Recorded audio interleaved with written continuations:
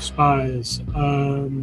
Yesterday had a small gap down, but quite a big, closed at a new all-time high, gapping higher this morning. So um, just going higher every day so far this year, but in a slow enough, grind enough fashion that on a percentage basis, not that huge. I do think, though, just looking at this,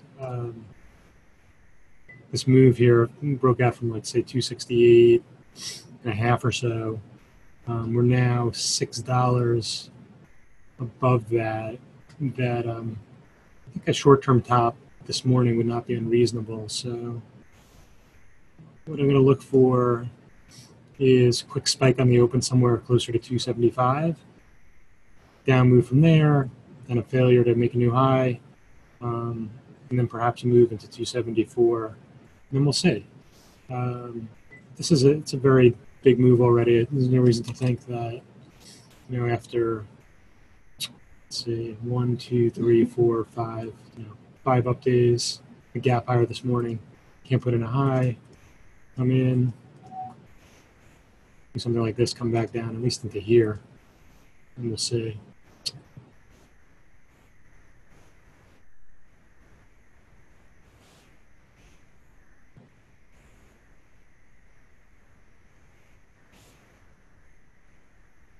All right, IWM, on the other hand, we've talked about this last couple of morning meetings. It continues to not break out above 155, and each time it gets flushed, 154, at 154 it gets bought. The prior 2 days bought 54. Yesterday they flushed it through, and they bought it here at the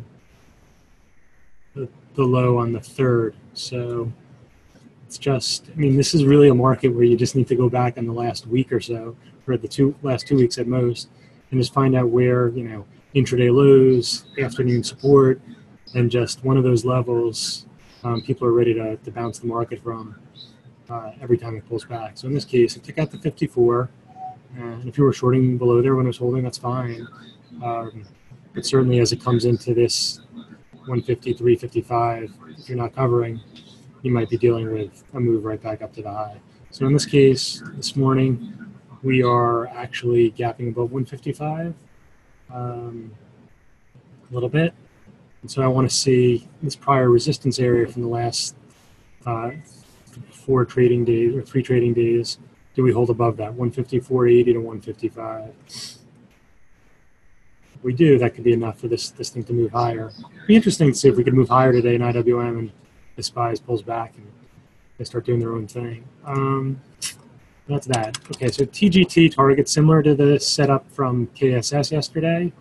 Friendly reminder again that the lazy financial media narrative of every retailer being destroyed by Amazon is just not accurate. If you can do a job of identifying that, which ones are at their highs or showing strength, you can do okay. So this one had already come back quite a bit. If we look at the low from over the summer, it was $50. So this morning, 40% above that low.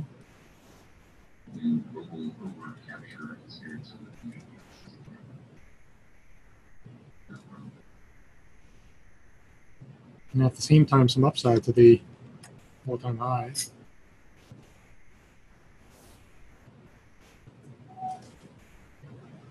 And so what we saw yesterday was we kind of looked at an area of support in KSS and said, all right, it's a nice run recently, but these numbers are so good that after it pulls in, there should be some bids below the market. It should bounce. And that's pretty much how that played out. So let's see if we can get a repeat performance in TGT. So in the case of TGT, you can see already in the pre-market sold both before 8 a.m. and after 8 a.m. at 70. The first time it was sold there coming into 8 o'clock, it came off $1.50. It's a pretty good down move.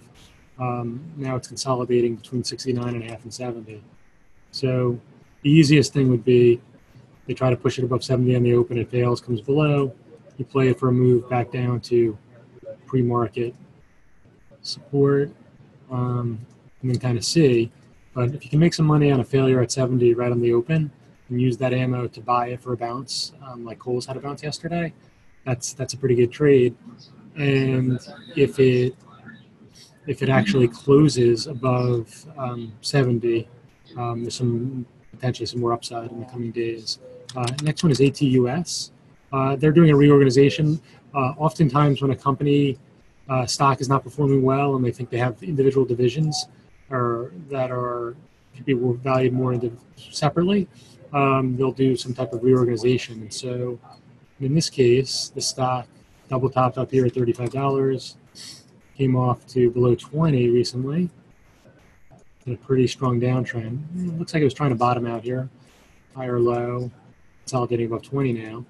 And they have a catalyst to push it up to this area. Actually, the bid's right there.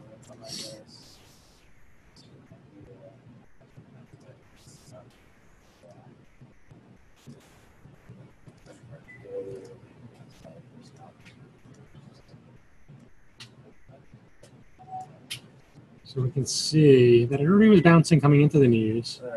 It bounced off of 18, then they held 19, and it held 2050. So I guess what we want to see, what do I have for support here? 2170, the first real support right here.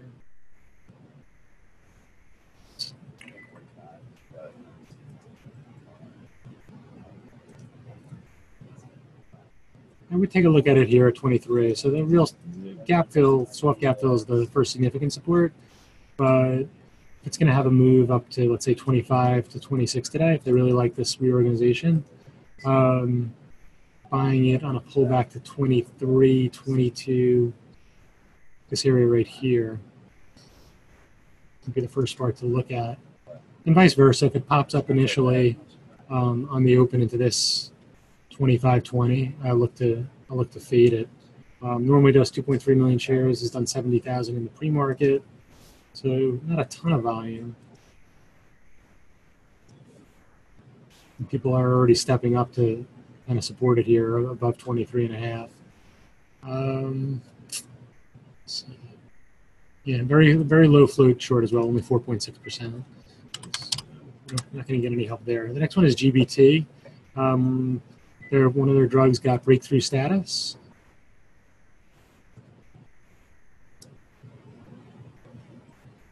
I guess we looked at it back here when it gapped up and they crushed it down to here and it bounced. So that's a good reminder. I didn't realize that let's see. So I guess we looked at it. It must have been this day here. It had gapped up or gapped down.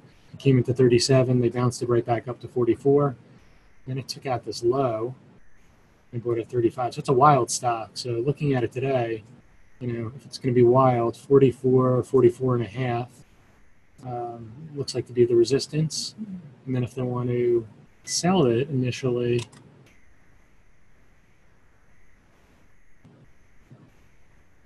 we don't know if they were expected to get that breakthrough status and it's going to be a sell the new situation.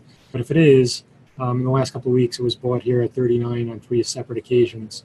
Below that, you have this spot here when we looked at it last time where it came down to 37.5. What did I put on the sheet? So I put 39, and let me put 37.5 on there also in case it goes, since it just has a history of being wild. But anyway, fading, what you don't want to do, a friendly reminder again, it pops like all the way up here on the open. It looks like it's strong, and you pay up here, and then you get caught in it coming right back down to here. You don't want to see that happen. What you want to do is fade the prior areas of failure, both on the up and the downside, in a wild stock like this, where you can risk 50 cents to $1 at most, where if you catch the turn, it's $3 to $5. Next one is Riot. I was going to talk about Riot anyway. I'm looking at it yesterday on a technical side. So it was consolidated, or it was narrowing. We looked at it. I was long this thing.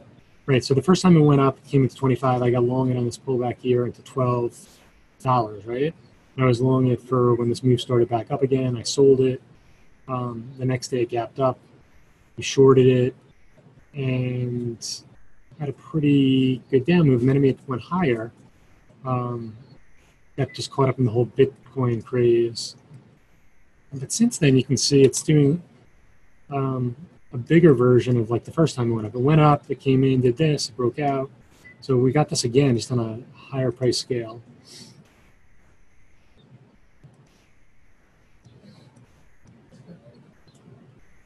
And so they announced some bullshit news and it's gapping up. So the question is, can they push it up to here to $28? 25 is the first spot. So let's zoom in on it now.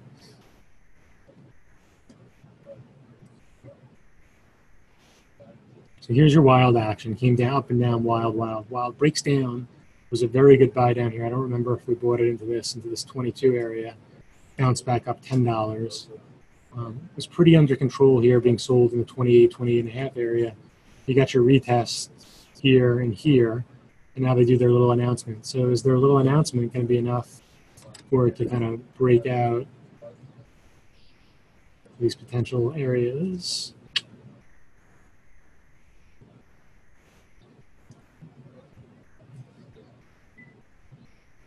So already in the pre-market, it failed above 25. But ideally, the best way to look at playing this is, will people step up and buy it above 24? And if they do, you would then look to see if you can take out the pre-market high, hold above 25.30 or so, and then you play for the next 26.50. Best case scenario would be a move to here. I'm extremely skeptical of it getting there, but certainly coming into pre-market highs and then potentially going up to this opening high from 2 days ago, 26.30, 26.50, that seems more realistic. And we'll see if the sellers come in at lower levels here. It starts to become a range. It's a nice range to work with, almost $4. KSS, which I referenced a couple times earlier, talking about the similar setup in TGT. It overshot a little bit to the downside below where I thought it was a good buy, below this 56. Never really bounced all the way back up. Didn't even touch 58, but had a good bounce. You can see here's the low right on the open. You want to see a low on the open in these situations. You want to see it then holding higher, which it did, about 55 and a half, 55.60. And then it broke above this consolidation here and had a clean consolidation and then an uptrend.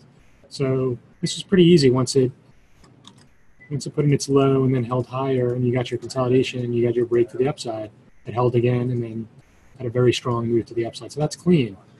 When I got up there, I was off the desk already. I think I had offers to sell it into 57.80 against this 58 area. Then it was tight and it broke to the downside and had a pretty good down move, about $1 to the downside off of the intraday high. So I'll be looking to see if buyers step up again today a little bit, 56.50. Consolidate again in this area here. It breaks to the upside. Maybe it has that move all the way back to 59 today. GoPro, I got caught a little bit in this one buying aggressively when it flushed below 6. They halted it, went all the way to 5. It was dicey for a second, but quickly popped back up to 5.65. Was able to sell half of it, and then had a nice move above 6. And once it had, bounced the dollar off the low, looked to basically buy it into this pullback into 5, into like basically this area right here. I was off the desk when this news broke, but I ran back to sell and short it here. And I didn't stick around, but I had a pretty good pullback to 6.30. So looking at it for today, I think anywhere close to the 6 area, you buy it. And I think you play it for move back up to $6.70 to $7 right here. It really comes down to whether people think they can get a bid from someone. They are going to put themselves for sale. I don't know. But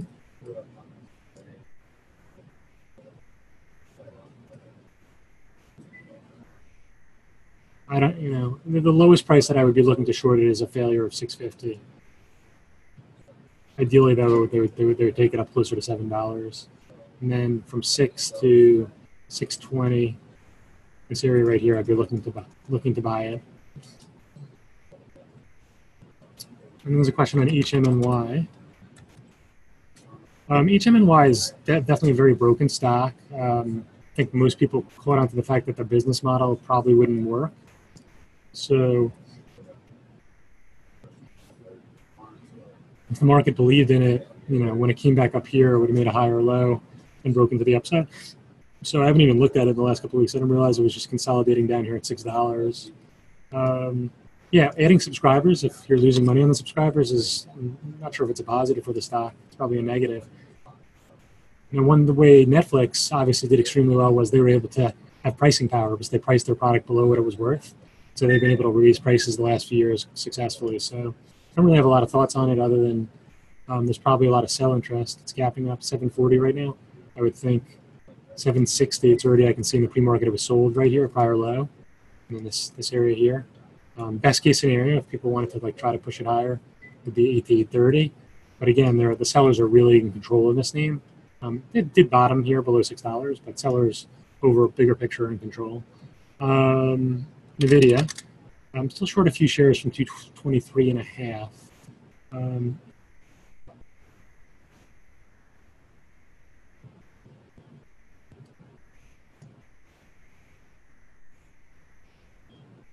So yesterday, yeah, so I shorted it into this box 24. It came back down to 220. I covered most of it. It came right back up, made a new high, fell twice below 225. So I want to see, I'm going to play 220, 221 support, and let's say 224, 225 resistance, and play that range. I think it's kind of consolidated a few days, kind of like it did here after I had this big move sideways for a couple of days, broke up. I think at least today, maybe tomorrow, move sideways, and then we'll see which way it breaks. That's it. As always, be patient and good luck. Hope you enjoyed that video. You can actually watch that video if you're subscribed to our Trader 90 before the market even opens. What stocks are in play? What levels in those stocks are important? And how we might go about attacking that stock. That's Steve Spencer, 20-year veteran trader, laying it out there every morning before the market even opens. A really, really powerful tool to start your session off on the right foot. So right now we're offering a trial that you can take advantage of to access this meeting and other meetings throughout the day. We have a meeting at 11 a.m. Eastern where you can sit down with Mike Bellafiore and listen to him talk about what's going on during the morning session, what stocks were in play, what the best trade opportunities were, as well as maybe some things that we're looking at heading into the afternoon session. So I really encourage you to take advantage of that trial.